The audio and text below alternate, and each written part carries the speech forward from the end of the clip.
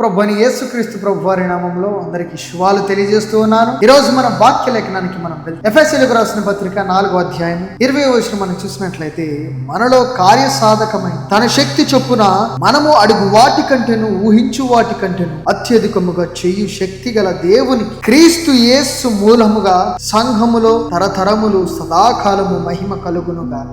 ఆమేన్.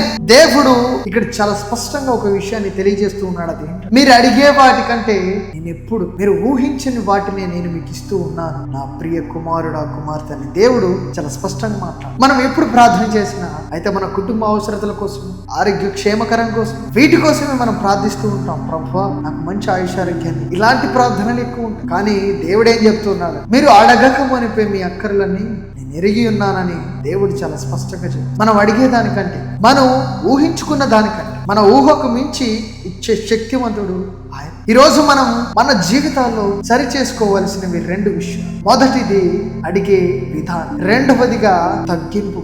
ఈ 2 ఎవరైతే సరి చేసుకుంటారో వారి జీవితాల్లో ఎవరైతే వీటిని ప్రధానంగా ఎంచుకుంటారో వారు వర్ధిల్లుతారని వాక్యం చాలా స్పష్టంగా చెప్తుంది. మొదటిగా మనం చూస్తే అడిగే విధానం. దేవుడు కోరుకునే ప్రార్థన ఎలా ఉంటుందంటే, ఎవరైతే ఆయన నీతిని, రాజ్యాన్ని మొదట వెతకడానికి ప్రయత్నిస్తారు, దేవుడు వారి యొక్క ప్రార్థనలు వినడానికి సిద్ధంగా ఉంది. ఎవరైతే నీతిగా, యథార్థంగా, ఎవరిని ఇబ్బంది పెట్టకుండా బ్రతుకుతారు, జీవిస్తూ ఉంటారు, వారి యొక్క ప్రతి పనిలో నలుగురికి ఉపయోగకరంగా ఉంటారు, వారిని దేవుడు ఎల్లప్పుడూ ఆయన కృప వారి కుటుంబం పైన నిలుస్తూ ఉంటుంది. ఎందుకంటే దేవుడు ఎప్పుడు నీతిమంతుడి ప్రార్థన తోసివేడు. ఆ నీతిమంతుడి ప్రార్థన ఎలా ఉంటుందంటే, ప్రభువా నేను నా జీవితాన్ని ఎలా సరి చేసుకోవాలి, పాపము నుంచి నన్ను నేను ఎలా కాపాడుకోవాలి, నా తప్పులన్నీ నేను ఒప్పుకుంటున్నాను, నేను పాపిని అని ఆ యొక్క యథార్థవంతుడు అడుగుతున్నాడు. ఆ యథార్థవంతుడు ఎలా ఉంటాడంటే, అబద్ధాలు, దొంగతనాలు చేయడు, ఇరుకు ఇబ్బందుల్లో ఎవరిని నెట్టడు,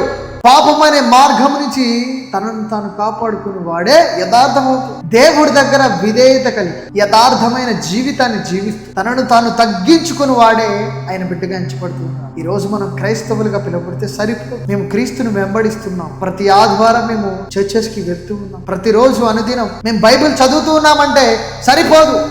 మనం మన క్రియల ద్వారా మాత్రమే ఆయన నామానికి మనం గౌరవాన్ని తీసుకురాలి. నలుగురు ఇబ్బందుల్లో ఉన్నప్పుడు మనం చూసి నవ్వటం అది కాదు దేవుడు నేర్పించింది. మనం ఎవరైతే ఇబ్బందుల్లో ఉంటారో వారిని ఆదుకోమని దేవుడు చెప్తుంది. ఎవరైతే నిన్ను ద్వేషిస్తారో వారి కోసం ప్రార్థించమన్నారు. వారి పట్ల నువ్వు ద్వేషం కలిగి ఉండకూడదు. వారిని నువ్వు ఎప్పుడైతే కనికరము చూపిస్తావు, వారి పట్ల నువ్వు ఎప్పుడైతే ఆ ప్రేమ కలిగిన ఆ యొక్క నడతలు నువ్వు కలిగి ఉంటావు, వారి తప్పులను తెలుసుకోవడానికి నువ్వు మరలా ఒక అవకాశాన్ని ఇచ్చిన వాడు తప్పు చేసినప్పుడు నువ్వు కూడా తప్పు చేస్తే వాళ్ళకి నీకు సమాధానం ఎక్కడుంది? ఆ సమాధానం నువ్వు చూపించాలి అంటే నీ క్రియల ద్వారా మాత్రమే చూపించగలవు. ఈ రోజు అనేక విషయాలను బట్టి చాలా మంది కుమిలిపోతూ ఉంటారు వేదనతో. ప్రభువా నాకే ఎందుకు ప్రభువా, నేను నీతిగానే బ్రతికాను కదా, నేను నీతిగానే ఉన్నాను కదా, ఎవరిని ఇబ్బంది పెట్టలేదు, నన్నే ఎందుకు ఇంతమంది ఇబ్బంది పెడుతూ ఉన్నారంటే, మరి యోబును మనం గుర్తు చేసుకోవాల్సిన అవసరం ఉంది. యోబు అందరి చేత ఇబ్బందులు, ఇరుకుల్లో పడిపోయాడు. స్వయాన సాతానుడే తనని శోధించడం పర్మిషన్ తీసుకుని మరీ వచ్చి అంతా కోల్పోయినా కూడా నిరుత్సాహపడకుండా ఆ ప్రార్థనను అతను పట్టుకున్న విధానాన్ని మనం గమనించు. నా తండ్రి ఇచ్చాను, నా తండ్రి తీసుకుని అని ఆ మాట, దేవుడి పట్ల ఉన్న విధేయత, భక్తి, శ్రద్ధ, ఆ యొక్క నమ్మకం. అందుకనే మనం ఎప్పుడు ఎలా ఉండాలంటే యోబు వంటి నిజాయితీ, భక్తి, అటువంటి శ్రద్ధ మనం కలిగి. ఈరోజు దేవుడు ప్రతి ఒక్కరి నుంచి కోరుకునేది ఒకటి, మార్పు చెంది తిరిగి రావాలని కోరుకుంటూ ఉన్నాడు. ఎందుకంటే ఆయన మనకిచ్చిన స్వేచ్ఛ. దేవుడు ప్రతి మనిషికి స్వేచ్ఛనిచ్చాడు. ఎందుకంటే తాను చేసింది తప్పు అని తెలుసుకుని మరలా నా దగ్గరకు నా కుమారుడు తిరిగి రాడా అని ఒక నమ్మకం. ఈరోజు మనం దేవుడు పెట్టుకున్న నమ్మకాన్ని బొమ్మ చేయకు. మన పాపాన్ని విడిచిపెట్టి, మనం చేస్తున్న ప్రతి తప్పును విడిచిపెట్టి, మనం ఒకరి పట్ల కలిగి ఉన్న కోపాన్ని విడిచిపెట్టి దేవుడి దగ్గరకు ప్రేమతో, శాంతితో, సమాధానంతో మనం తిరిగి రావాలని దేవుడు కోరుకుంటున్నాడు. ఒకడు తాగుడుకు అలవాటు పడి కుటుంబం మొత్తం నరకంలోకి వెళ్ళిపోతుంది, పిల్లల భవిష్యత్తు నాశనం అయిపోతుంది. తాగుడు వ్యసనంగా మారిపోయి కుటుంబం రోడ్డు మీదకు పడిపోతుంది. ఒకడు తిరుగుబోతు తనానికి అలవాటు పడుతుంది. వారి కుటుంబం మొత్తం అన్యాయంగా ఒకరు చేసే తప్పు మిగతా వాళ్ళందరూ ఆ యొక్క నిందను మోయవలసిన పరిస్థితులు మనం చూడవచ్చు.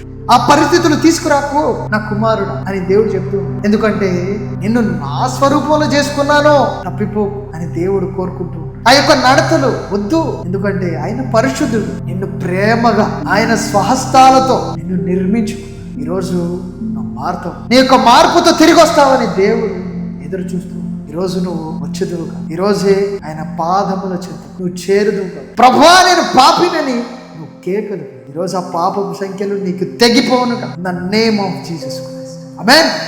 అందరికీ ప్రైజ్ ది లార్డ్.